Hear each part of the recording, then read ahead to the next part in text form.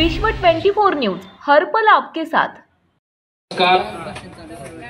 आज आपल्या इंदापूर पंचक्रोशीमध्ये नेत्र तपासणी व मोतीबिंदू शस्त्रक्रिया शिबिराच्या निमित्ताने आपण सर्वजण या ठिकाणी उपस्थित आहात। आजचा कार्यक्रमाचे ज्याचे उद्घाटन या ठिकाणी झालं त्यांच्या हस्ते ते इंदापूर नगरपालिकेचे माजी नगराध्यक्ष आमचे मार्गदर्शक सन्माननीय भरत शेठजी शहा, बापूसाहेबजी जामदार, या हॉस्पिटलचे डॉक्टर सिद्धार्थजी नामपल्ले साहेब, त्याचबरोबर डॉक्टर क्षीरसागर साहेब, आमचे जिल्ह्याचे संपर्क प्रमुख अमोल शेठ मुळे, शहरचे अध्यक्ष अनिलजी ढावरे, संदीपजी सोरणकर, संग्रामभाई माने, सुनील खाडे, शिवाजी जगताप, निलेश रणदिवे, छगन बनसोडे, अंकुश दोरकर, सुनील मोहिते, माधव पलफले, मंगेश माने, महेंद्र शिंगारे, डॉक्टर कार्यक्रम आहे। आपल्या या परिसरामध्ये शस्त्रक्रिया मोतीबिंदू शस्त्रक्रिया शिबिराचा प्रत्येक ठिकाणी जवळपास 800-900 लोकांची या ठिकाणी तपासणी केली जाते आणि त्या तपासणीमधून ज्यांना मोतीबिंदू या ठिकाणी झालेला आहे अशा नागरिकांची शस्त्रक्रिया पुण्यामध्ये भरतशेठ आपण या ठिकाणी करतोय। ज्यांच्या सहकार्यातून हा कार्यक्रम होतोय ते भारती हॉस्पिटल, जे खासगी हॉस्पिटल आहे, ते सरकारी हॉस्पिटल नाहीये आणि खासगी हॉस्पिटलमध्ये आपली या ठिकाणी शस्त्रक्रिया होणार आहे। इथून आपल्याला इथं डॉक्टर शिर्के साहेब इथं आहेत की आज जी काय इथं मोतीबिंदूसाठी आमचे वडीलधारी या ठिकाणी सापडतील त्या नागरिकांना 13 तारखेला येईल, 13 ना, उद्याच्या 13 तारखेला आपल्याला इथून या ठिकाणी पुण्याला घेऊन जाणार।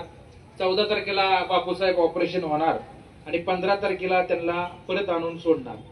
खऱ्या अर्थानं या समाजामध्ये आपण अनेक नागरिक बरेच असे पाहतो की डोळ्याचं ऑपरेशनचा खर्च 35 ते 40 हजार रुपये येतो। त्या ऑपरेशन तर सोडूनच द्या, काही नागरिकांकडे तपासणी करून घ्यायची सुद्धा काही वेळेस अडचण असते आणि अशा नागरिकांना आपण काहीतरी सहकार्य करावं या भावनेतून आपण असे कार्यक्रम या ठिकाणी नामपल्ले साहेब इंदापूर तालुक्यामध्ये सगळीकडे या ठिकाणी सुरू केलेले आहेत।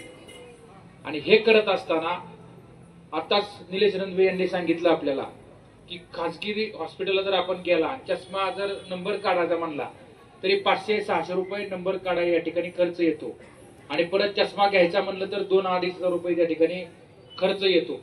आणि म्हणून या खर्चाला बगल देऊन किंवा हा खर्च वाचावा म्हणून आपण असे शिबिर या ठिकाणी आयोजित केलेली आहेत। या शिबिरासाठी माझे वडीलधारी, माझ्या माता भगिनी सगळे आलेले आहेत। चष्म्याची सुद्धा क्वालिटी चांगली आहे। काही ठिकाणी शिबिर होतात, शेठ ऑपरेशनची तारीखच देतात, ऑपरेशन परत होत बी नाहीत। चष्मा आणलं तर 1-2 तास वाटतात, परत चष्मे संपलं म्हणून सांगतात। काही चष्म्यात दांडा एका साईडला, दुसऱ्या दांडा तिसऱ्या साईडला, बरोबर आहे का? तसं काही नाही। हे शिबिर 5 वाजेपर्यंत या ठिकाणी सुरू राहणार। आपले नागरिक जोपर्यंत येतील तोपर्यंत तपासणी सुरू राहील। तपासणी झाल्यानंतर फक्त घाई करू नका। सचिनराव, इथे सचिन बिसे आमचे मित्र आहेत आणि इथं घाई झाली की मग नंबर काढायला चुकला की तुम्ही मला परत शिवाय लागता, आयला काय ह्याने शिबिर घेतलं ना, आमचं डोकं दुखायला लागलं, नंबर दुसरं दिसायला लागलं काहीतरी। त्यामुळे घाई करू नका। डॉक्टर जेव्हा तपासणी करतायत तोपर्यंत ढकलाढकली ही 5 वाजेपर्यंत शिबिर सुरू राहणार आहे। जेव्हा तुमची तपासणी होईल तेव्हा तुम्हाला चिठ्ठी मिळेल, ही नंबर लागलाय किंवा मोतीबिंदूसाठी तुम्हाला सिलेक्ट केलेला आहे। जर चष्मासाठी नंबर लागला तर इथं या, चिठ्ठी द्या आणि तुम्ही चष्मा त्यांच्याकडून घ्या। चष्मा घेताना सुद्धा घाई करू नका। चष्म्याची क्वालिटी सुद्धा अतिशय चांगली क्वालिटी चष्म्याची आहे। -0.25 ते -3 आणि +0.25 ते +3 आणले। सगळ्या प्रकारचे चष्मे इथं या ठिकाणी उपलब्ध ठेवलेले 4-5 हजार चष्मे या ठिकाणी आपण आणले। जे सिलेक्ट होतील त्यांना एकालाही चष्मा मिळाला नाही असं होणार नाही, बरोबर का निलेशराव? याची काळजी आम्ही सगळी मंडळी या ठिकाणी घेऊ।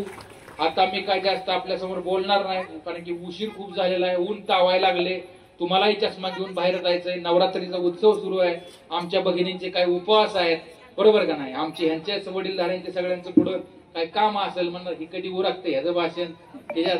परंतु खऱ्या अर्थानं सामाजिक भावनेतून आपण असे विविध कार्यक्रम बरेचसे, मग आमचे सर्वधर्मीय सामुदायिक सोहळा असू द्या किंवा शस्त्रक्रियेचे शिबिर असू द्या किंवा रोजगार मेळावे असू द्या, अनेक वेळा आपल्या या परिसरामध्ये या ठिकाणी निश्चित सगळे कार्यक्रम आयोजित केलेले होते। या कार्यक्रमासाठी माधव असतील किंवा आपले समदभाई सय्यद असतील, बाकी सगळ्यांनी सहकार्याने एक चांगला उपक्रम या ठिकाणी आयोजित केलेला आहे. त्यांचं सुद्धा मी मनापासून या ठिकाणी धन्यवाद देतो. त्या कार्यकर्त्यांनी पुढाकार घेतला. समदभाईंनी आताच भाषणामध्ये आपल्याला सांगितलं, अमोलजी मुळे या ठिकाणी उपस्थित आहेत.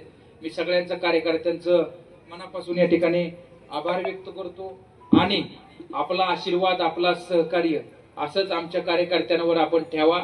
जर तुम्ही आम्हाला एक सामाजिक, राजकीय कोणत्याही क्षेत्रामध्ये जरी काम करायची संधी दिली तर आम्ही असतील, भरत शेठ असतील किंवा आप्पासाहेब असतील, आम्ही तुमचं सेवक म्हणून काम करू, अशा प्रकारचं अभिवचन आजच्या कार्यक्रमाच्या निमित्ताने देतो.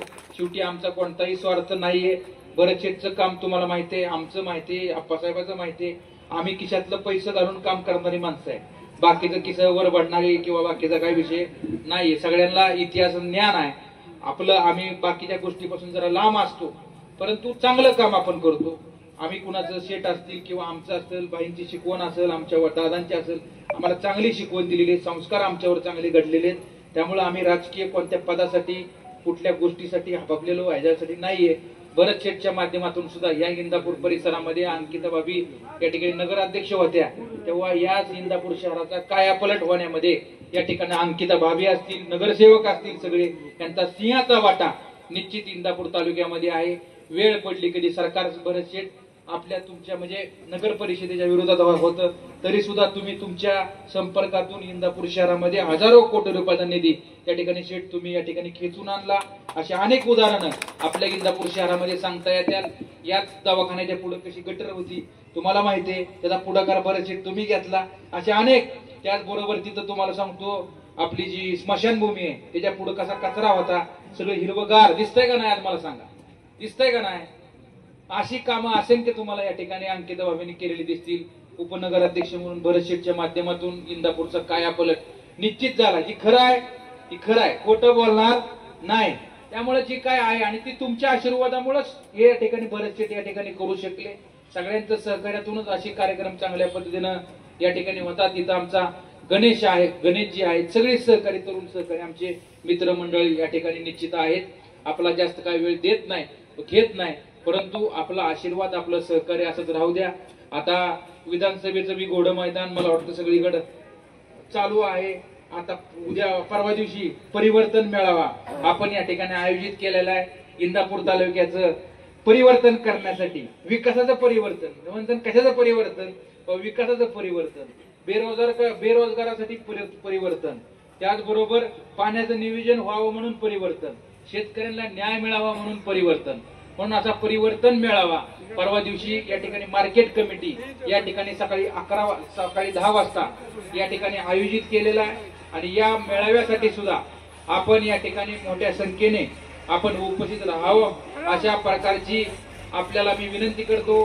तीच बघत होतो मी, कसं काय तुम्ही दिसता नाही, बरोबर दिसला मला. आपण नंतर बोलू कार्यक्रम झाल्यावर. ओके. आणि एक चांगला कार्यक्रम आणि असे कार्यक्रम बरेच आपण घेतल्यानंतर मनालाही समाधान वाटतं. आपल्याला रात्री झोपताना सुद्धा वाटतं की आपण काहीतरी चांगलं करतोय बाबा, त्याच्या पलीकडे काही नाही. आणि आपण वडीलधारी सगळे आला ना आजच्या कार्यक्रमाच्या निमित्तानं आपल्याला एवढंच सांगतो, आपण एवढंच सांगतो आपल्याला की आपल्या या शिबिरामधून कुणालाही चष्मा लागू नये, कुणाची मोतीबिंदू शस्त्रक्रिया करण्याची वेळ येऊ नये किंवा कमीत कमी लोक निघाव अशी सदिच्छा व्यक्त करतो. डॉक्टर नामपल्ले साहेब इथं आहेत, त्यांच्याही माध्यमातून गोरगरिबांची चांगली सेवा या ठिकाणी डॉक्टर नामपल्ले साहेब या ठिकाणी व त्यांचे सगळे स्टाफ, त्यांचे डॉक्टर, नर्सेस किंवा इतर सगळे कर्मचारी बांधव अतिशय स्तुत्य या ठिकाणी आरोग्य सेवा या उपजिल्हा रुग्णालयामध्ये निश्चित या ठिकाणी मिळत आहे. मी त्यांचं व त्यांच्या सगळ्या सहकाऱ्यांचं मनापासून या ठिकाणी आभार व्यक्त करतो आणि माझे 2 शब्द संपवतो. जय हिंद, जय महाराष्ट्र. यानंतर आपल्या इंदापूर नगरीचे माजी उपनगराध्यक्ष सन्माननीय भरत शेठ शाह आपल्याला संबोधित करतील. आजच्या कार्यक्रमाच्या निमित्तानं ज्यांच्या मार्गदर्शनाखाली हे शिबिर चालू आहेत तालुक्यामध्ये, ते युवा नेते प्रवीणभाई माने आणि सोनाई परिवार याच्या माध्यमातून जे काही उपक्रम चालू आहे त्या उपक्रमाला माझ्याकडून तर खूप खूप शुभेच्छा देतो. आणि अत्यंत चांगल्या प्रकारे ही शिबिरं पार पडतायत. नावापुरतं आणि फोटोपुरतं ही शिबिरं होत नाहीत, याचा नक्कीच आम्हा सगळ्यांना अभिमान वाटतो. कारण बऱ्याच वेळा फक्त मंडपापुरतं आणि कार्यक्रमापुरतं शो केला जातो आणि परत त्याची केअर केली जात नाही. परंतु आज ऑपरेशन करून आणेपर्यंत आपण सर्व केअर या ठिकाणी आपण सगळं करणार आहोत. आणि भविष्यातही प्रवीणभाई असो, मी असो, आप्पासाहेब असो, हे सगळे मिळून जे काही सामाजिक, राजकीय, धार्मिक उपक्रम असतील, वैद्यकीय उपक्रम असतील, त्यासाठी आम्ही सर्वजण मिळून चांगल्या प्रकारे सहकार्य करून यासाठी सहकार्य करू. मला प्रवीणभाई एवढंच म्हणायचंय की आजकाल वैद्यकीय सेवा खूप महाग झालेली आहे आणि आजच्या परिस्थितीमध्ये कॅन्सर सारख्या घातक रोगाचं प्रमाण पण बऱ्यापैकी वाढत चाललेलं आहे. तर आपल्याला सुद्धा या सार्वजनिक शिबिराच्या माध्यमातून कॅन्सरसाठीची जनजागृती असेल किंवा कॅन्सर तपासणीसारखे जे शिबिर असतील ती सुद्धा भविष्य काळामध्ये चांगल्या प्रकारे राबवावे लागतील.